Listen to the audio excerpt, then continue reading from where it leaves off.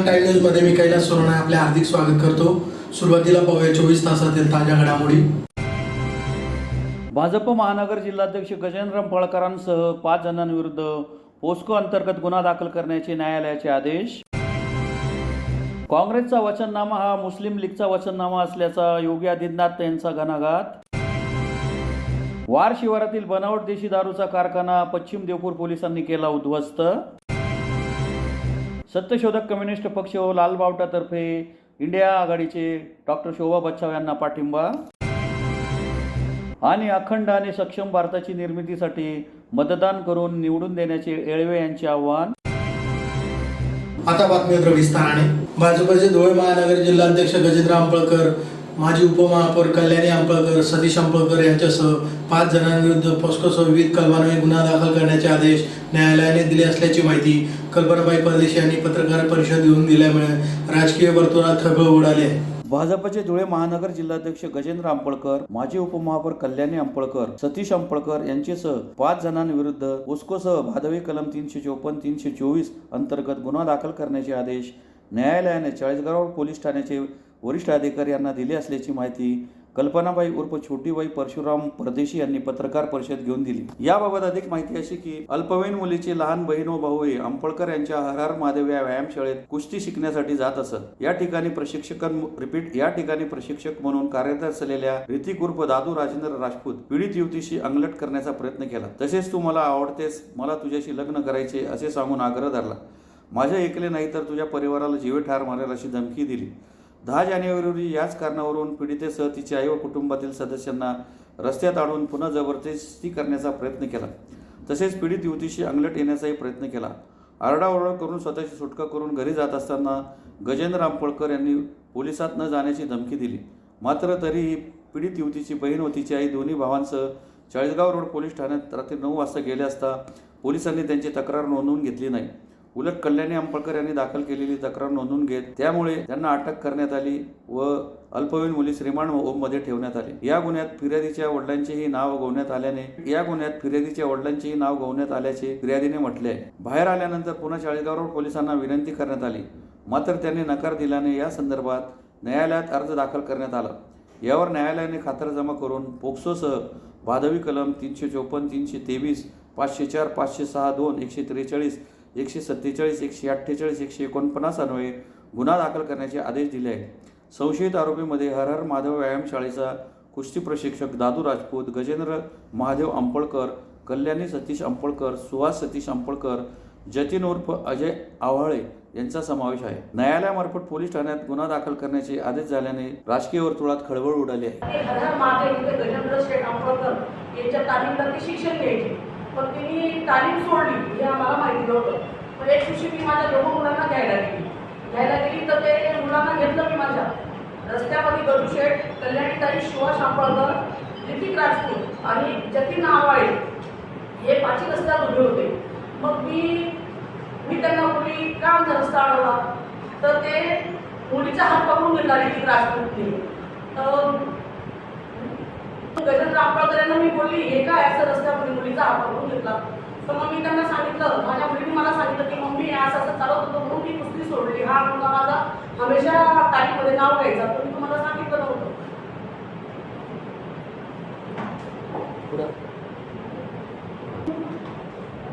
कल्याणीताईंना सांगितलं की हे काय असं, तर गजेंद्र शेठ म्हणतात की हा चांगला पट्टू आहे, हा राजपूत आहे, तू ओबीसी मध्ये येते, तुमच्याशी लग्न करून घे। माझी मुलगी त्यांच्या रावण्या करत होती आणि अजय आव्हाळे हा पण माझ्या मुलीची हात पकडून माझ्याकडून ते ओढत होते। मग मी त्यांना सांगितलं की तुम्ही असं काही करू नका, यांनी आम्हाला मारलं पण। आणि मी पोलीस स्टेशनला गेली। पोलीस स्टेशनमध्ये गेल्यावरती पोलिसांनी आमची कंप्लेंट घेतली नाही आणि नंतर रात्री 11 वाजता हा गुन्हा 8ला झालेला आहे आणि रात्री 11 वाजता त्यांनी आमच्यावरती 95 दाखल केली दगडूशेठ आणि कल्याणीताई यांनी। तर आम्हाला आता न्याय मिळाला आहे। आम्हाला मॅडमांनी त्याच्यावरती गुन्हा दाखल करायला कागदपत्र दिलेले आहेत। तसं आम्ही SP-कडे जातोय आणि चाळीसगाव पोलीस स्टेशन यांच्याकडे पण आम्ही त्याच्यावरती गुन्हा दाखल करायला दिलेला आहे। 10 जानेवारी 2024। काँग्रेसला अनुसूचित जाती जमातीचे आरक्षण हटवून मुस्लिमांना आरक्षण द्यायचे आहे. तसेच काँग्रेसचा वचननामा मुस्लिम लीगचा वचननामा आहे. त्यामुळे फिर एक बार मोदी सरकार आणण्यासाठी डॉक्टर सुभाष भामरे यांना पुन्हा विजयी करा असे आवाहन मुख्यमंत्री योगी आदित्यनाथ यांनी मालेगाव येथे झालेल्या जाहीर सभेत केले. काँग्रेसला अनुसूचित जाती जमातीचे आरक्षण हटवून मुस्लिमांना आरक्षण द्यायचे आहे. यापूर्वी काँग्रेसची सत्ता असताना रंगनाथ समिती, राजेंद्र सच्चर समितीद्वारे तसा प्रयत्नही झाला. त्याच भाजपने जोरदार विरोध केला. आता पुन्हा काँग्रेस मुस्लिम आरक्षणाची शिफारस करत आहे. काँग्रेसचा वचननामा हा मुस्लिम लीगचा वचननामा आहे. सध्याची काँग्रेस ही महात्मा गांधी, टिळक, पटेल यांची नसून ती सोनिया राहुल काँग्रेस झाली असल्याचा घणाघात उत्तर प्रदेशचे मुख्यमंत्री योगी आदित्यनाथ यांनी मालेगाव येथे झालेल्या जाहीर सभेत केला. त्यांनी बोलताना सांगितले की भाजपला भारताची देशात ओळख निर्माण करण्यासाठी काम करायचे आहे. गेल्या 10 वर्षात पंतप्रधान नरेंद्र मोदी यांच्या नेतृत्वात देशात अभूतपूर्व विकास झाला. काँग्रेसच्या काळात देशात अतिरेकी कारवाया, हल्ले, घुसखोरी, भ्रष्टाचार वाढला होता. देशाच्या सीमा सुरक्षित नव्हत्या. शेतकरी आत्महत्या करीत होता. महिला, मुली, व्यापारी सुरक्षित नव्हते. हिंदू सणांपूर्वी दंगे होत होते. मात्र आज परिस्थिती बदलली आहे. भारताच्या जगात सन्मान वाढला आहे. देशाच्या सीमा सुरक्षित झाल्या आहे. आतंकवाद, नक्षलवाद रोखला गेला आहे. आज जर कुठे एखादा स्फोट झाला तर पाकिस्तान आधीच यात माझा हात नाही असे सांगतो. देशात जो पाकिस्तानचे समर्थन करतो त्यांना तेथेच पाठवा असेही योगी म्हणाले. पंतप्रधान नरेंद्र मोदींनी पुढील 5 वर्षापर्यंत मोफत रेशन देण्याचे जाहीर केले आहे. मात्र पाकिस्तानमध्ये भुकेने लोक मरत आहेत. 1 किलो गहूसाठी तेथे मारामाऱ्या होत आहेत. त्यामुळे खातात भारतात आणि पाकिस्तानचे गुणगान गातात. अशा लोकांना भारतात जागा नाही. त्यांना पाकिस्तानमध्येच पाठवा. तेथेच त्यांची डोके ठिकाणावर येतील. जेवढी पाकिस्तानची लोकसंख्या आहे तेवढ्या 25 कोटी लोकांना मोदींनी गरिबीतून मुक्त केले. आयुष्यमान भारत योजनेतून 60 कोटी लोकांना 5 लाख रुपये प्रतिवर्षाची आरोग्याची सुविधा उपलब्ध करून दिली. 25 कोटी लोकांचे जनधन खाते उघडले. 12 कोटी गरिबांच्या घरात शौचालय बनवले. 4 कोटी गरिबांची घरं आज बनली आहेत. तर उर्वरित घरे पुढील 5 वर्षात उपलब्ध करण्याचे आश्वासन पंतप्रधान मोदींनी दिले आहे. योगी आदित्यनाथ यांनी पुढे सांगितले की महाराष्ट्र राज्यात मंत्री नितीन गडकरींनी महामार्गाचे जाळे निर्माण केले आहे. सर्वत्र महामार्ग, विमानतळ, IIT बनत आहेत. तुमचे खासदार डॉक्टर भामरे हे उच्च शिक्षित कॅन्सर सर्जन आहेत. ते संसदेत मुद्दे उठवून तुमच्याकडे योजना निधी आणतात. त्यामुळे डॉक्टर भामरेंना साथ द्यावी असे आवाहनही त्यांनी केले. काँग्रेसचा समाचार घेताना योगी आदित्यनाथ म्हणाले की आजची काँग्रेस ही महात्मा गांधींची राहिलेली नाही. ती राहुल, सोनिया काँग्रेस झालेली आहे. ते स्वतः काही करत नाहीत. त्यांचा निवडणुकीचा जाहीरनामा देखील मुस्लिम लीगचा असल्यासारखे वाटते. जाहीरनाम्यात ते अनुसूचित जाती जमातीचे आरक्षण मुस्लिमांना देण्याचे म्हणत आहेत. काँग्रेस आणि त्यांचे मित्रपक्ष सारखेच आहेत. आज मुंबईत 1992च्या बॉम्बस्फोट खटल्यात आरोपी महाविकास आघाडीच्या उमेदवाराच्या प्रचार रॅलीत दिसून आला. त्यामुळे तुम्ही अशा पक्षाला साथ देणार का असा सवाल करीत भाजप व महायुतीच भारताला सुरक्षित ठेवू शकतात. आज उत्तर प्रदेशात 6.5 लाख मुस्लिम आहेत. मात्र कुठलीही दंगल झालेली नाही. कर्फ्यू लागलेला नाही. मी माझ्या राज्यातील सर्व माईक काढले. आज भर रस्त्यात नमाज पठण होत नाही. रामलल्ला विराजमान केले आणि समाजवादी पार्टीचे जेवढे गुंड होते ते गायब झाले.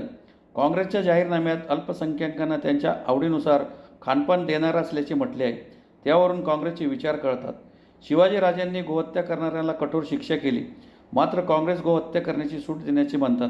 मात्र मी उत्तर प्रदेशातील सर्व कत्तलखाने बंद केल्याचे मुख्यमंत्र्यांनी सांगितले. या प्रसंगी भाजपचे प्रदेशाध्यक्ष चंद्रशेखर बावनकुळे, भाजपचे पक्ष निरीक्षक तथा खासदार डॉक्टर अजित गोपचिडे, खासदार अनिल बोंडे, सार्वजनिक बांधकाम मंत्री दादा भुसे, आमदार जयकुमार रावल, आमदार दिलीप बोरसे, आमदार मंगेश चव्हाण, इंद्रदेव महाराज यांच्यासह धुळे जिल्हा परिषद अध्यक्षा धरती देवरे, भाजपचे ज्येष्ठ नेते सुरेश निकम, राजेंद्र फडके, धुळे लोकसभा समन्वयक नारायण पाटील, भाजप नाशिक ग्रामीण जिल्हाध्यक्ष प्राध्यापक निलेश कचवे, धुळे जिल्हाध्यक्ष बबनराव चौधरी, धुळे महानगर जिल्हाध्यक्ष गजेंद्र रामपळकर, डॉक्टर तुषार शेवाळे, सुरेखा भुसे, अजय भोळे, शैलेंद्र आजगे, निलेश माळे, सुनील गायकवाड, लकी गिल, मनीषा पवार, डॉक्टर शेषराव पाटील, संजय वामरे, नितीन सोनवणे, राहुल सोनवणे, श्रीधर कोठावदे, साहेबराव सोनवणे, संजय दुसाने, राष्ट्रवादी काँग्रेसचे जिल्हाध्यक्ष रवींद्र पगार, विजय देवरे, देवा पाटील, कमलेश निकम, समाधान हिरे, धनंजय पवार, किशोर इंगळे, सतीश पवार आदी उपस्थित होते.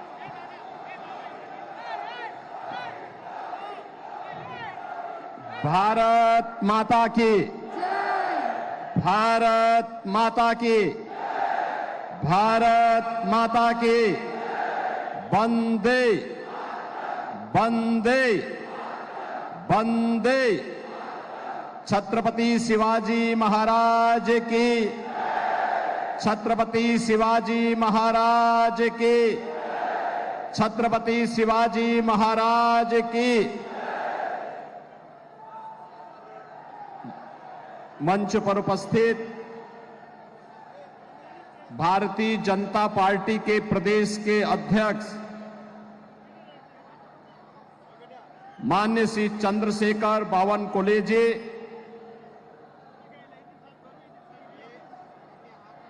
महाराष्ट्र सरकार के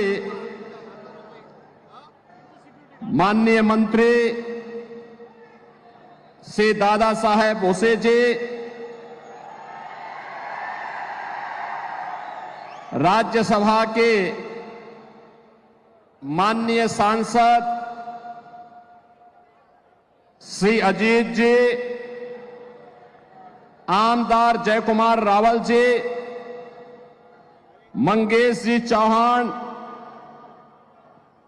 जिलाध्यक्ष मालेगांव श्री नीलेश कचुए जी,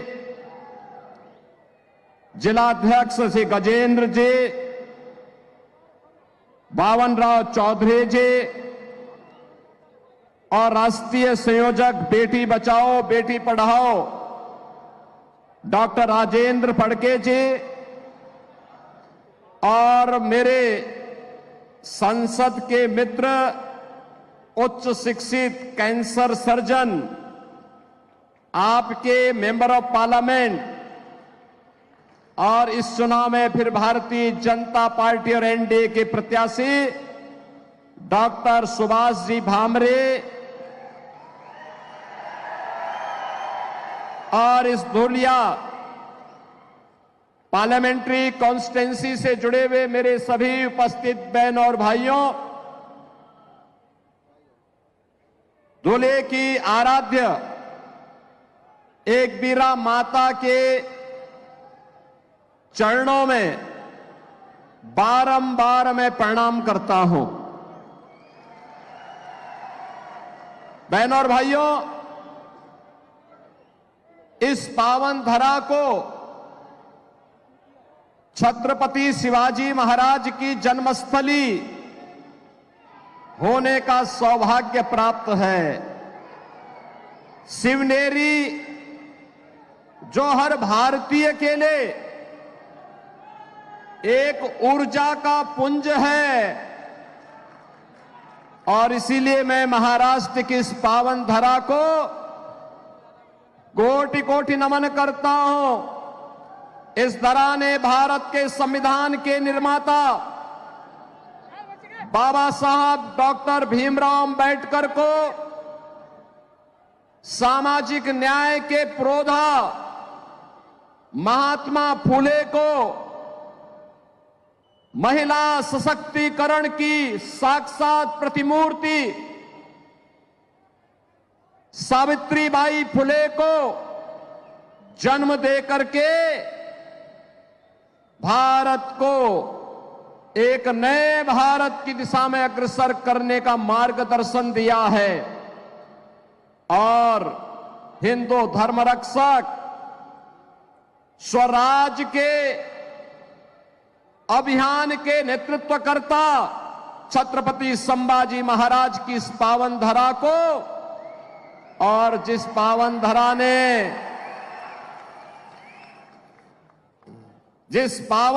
ने स्वतंत्र भारत में भारत की स्वतंत्रता के लिए 2-2 आजन्म कारावास की सजा सही, ऐसे वीर सावरकर की इस पावन धरा को नमन करता हूं। स्वतंत्र भारत में हिंदुत्व की ध्वजा पताका को सदैव जीवंत रखने वाले सरदेव बाला साहब ठाकरे को भी मैं नमन करता हूं। बहनों और भाइयों, मैं जब यहां पे आता हूं, यहां के बारे में सुनता हूं, मुझे बहुत जत तालुक्यातील वाघ शिवारातील एका इसमाच्या शेतातील घरात सुरू असलेल्या बनावट देशी दारूच्या कारखान्यावर पश्चिम देवपूर पोलिसांनी छापा टाकून कारखाना उद्ध्वस्त करीत एका इसमास ताब्यात घेऊन 4,30,000चा मुद्देमाल जप्त करण्यात आला आहे।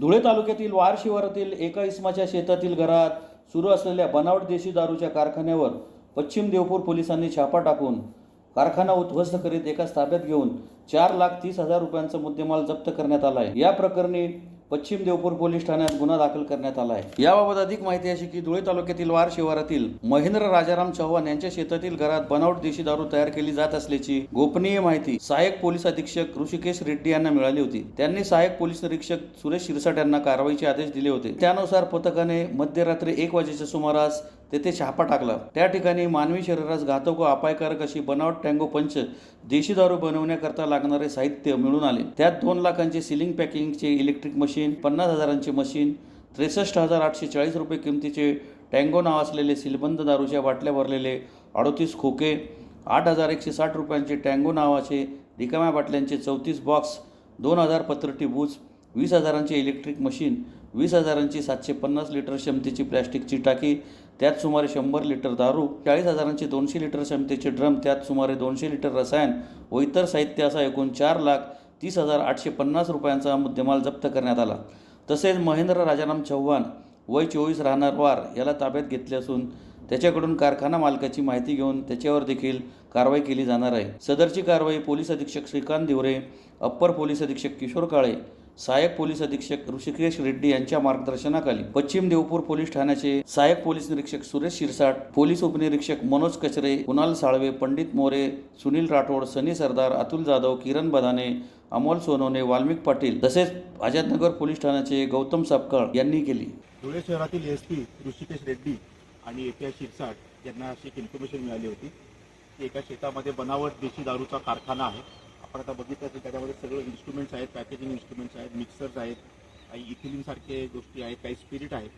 या सगळ्यांना आपण रेड केले असता महेंद्र राजाराम चव्हाण हे त्या शेत मालकाचं नाव आहे, त्याला आरोपी केलेला आहे आणि ज्या इस्माला त्याने ते भाड्याने दिले होते त्याला देखील आपण आता थोडा कारवाई करत आहोत आणि एकंदरीत आपण त्याच्यामध्ये जवळजवळ 4.5 लाखाच्या आसपास सर्व माल जप्त केलेला आहे आणि अतिशय चांगल्या इनपुटने ऋषिकेश रेड्डी आणि त्यांच्या टीमने हा एक बनावट देशी दारूचा कारखाना उद्ध्वस्त केलेला आहे। आदिवासी आणि शेतकरी विरोधी भाजप सरकारला हद्दपार करण्यासाठी सत्यशोधक कम्युनिस्ट पक्ष व लाल बावटा पक्षातर्फे इंडिया आघाडीचे उमेदवार डॉक्टर शोभा बच्चाव यांना पाठिंबा देण्यात आला असल्याची माहिती किशोर डमाले यांनी पत्रकार परिषद घेऊन दिली।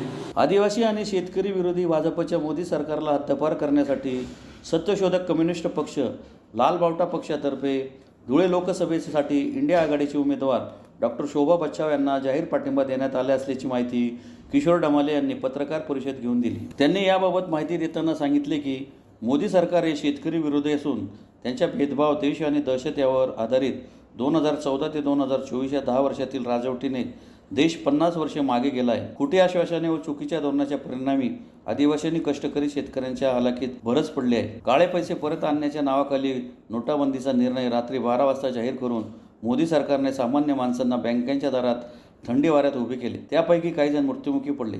तेव्हा निर्लज्ज भाजपने त्यांना देशभक्त म्हटले। देशभक्ती आणि देशद्रोहाच्या नव्याच व्याख्या भाजप सरकारने सुरू केल्या। नोटाबंदीमुळे कुठलेही काळे धन आले नाही आणि प्रत्येकाच्या खात्यावर 15 लाख रुपये मिळालेच नाहीत। गेल्या 10 वर्षात 1 लाखापेक्षा जास्त शेतकरी शेतमजुरांनी आत्महत्या केलेल्या आहेत। आता तर मोदी सरकारने शेतकरी आत्महत्या मोजणेच बंद केले आहेत। छत्रपती शिवाजी महाराज व महात्मा ज्योतिबा फुले अशा 2 कर्जमाफी योजना जाहीर होऊनही बँकांची वसुली चालूच आहे। नाशिक, धुळे, नंदुरबार जिल्ह्यातील शेतकऱ्यांना, आदिवासी शेतकऱ्यांना कर्जमाफीचा लाभ मिळालाच नाही आणि भाजपच्या आमदार खासदारांनी त्याबद्दल शब्दही काढला नाही, म्हणजेच कर्जमाफी नाही। या पार्श्वभूमीवर यावेळी धुळे लोकसभा मतदारसंघातील महाआघाडीचे उमेदवार डॉक्टर शोभा बच्चाव यांना मते देऊन विजयी करण्याची गरज व्यक्त करण्यात आली। यावेळी लालाबाई भोये, यशवंत माळचे, मनसराम पवार, सुरेश मोरे, अशफाक कुरेशी, मिरुलाल पवार, रामलाल गवळी आदी उपस्थित होते। सिंदखेडा तालुक्यात दुसाने आणि बळसाने हे साक्री तालुक्याचा जो भाग हा सिंदखेड्याला जोडलेला विधानसभा मतदारसंघात, त्या ठिकाणी 2 सभा, धुळे तालुक्यामध्ये मोगन आणि उभंड या ठिकाणी 2 सभा आणि बागलाण तालुक्यात मुल्लेर आणि साल्लेर या ठिकाणी 2 सभा, अशा 6 सभा या सत्यशोधक कम्युनिस्ट पक्षाच्या पुढाकाराने घेण्यात आलेल्या आहे। डाव्या पक्षांनी माकप, भाकप आणि लाल निशाण पक्ष यांनी या आपापल्या पद्धतीनं धुळे शहर आणि धुळे लोकसभा मतदारसंघामध्ये प्रचार केलेला आहे आणि या सगळ्या पार्श्वभूमीवर धुळे लोकसभा मतदारसंघाच्या उमेदवार डॉक्टर शोभाताई बच्चाव यांच्या विजयासाठी आम्ही आमच्या क्षमतेनुसार कुवतीनुसार अत्यंत प्रामाणिकपणे प्रचार केलेला आहे। या प्रचार कामामध्ये comrade Yashwant Mache, comrade Dilip Gavit, comrade Ranjit Gavit, comrade RT. Gavit, comrade Suresh More, comrade Merulal Pawar, Mansaram Pawar, Ashfaq Qureshi, Ratan Sonawane, Ramlal Gawali असे सर्व कार्यकर्ते हिरिरीनं याच्यामध्ये उतरलेत। आम्ही दिवस रात्र मेहनत केलेली आहे आणि गावोगाव छोट्या छोट्या सभा तर घेतल्यात, पण या ठळक सभा, मोठ्या सभा आम्ही आमच्या पद्धतीनं घेतल्यात आणि कोणत्याही प्रकारे मंडप किंवा इतर प्रचार साहित्य येईल याची वाट न बघता आम्ही आमच्या पद्धतीनं घरोघर जाऊन गावागावात जाऊन प्रचार केलेला आहे आणि आज या प्रचाराचा समारोप होत असताना याची माहिती ही आपणा सर्वांना देण्यासाठी याची पत्रकार परिषद आयोजित केलेली आहे। देश अभूतपूर्व परिस्थितीतून जात आहे आणि 4 जून नंतर परिस्थिती वाईट येऊ नये आणि ज्या पद्धतीनं 6 जून 1975 ला आणीबाणी आली होती, तर तो दिवस या जून महिन्यात निकालानंतर लगेचच आहे। या देशात यापुढे स्वातंत्र्य टिकणार की नाही याचा निर्णय हा 4 जूनला होणार आहे।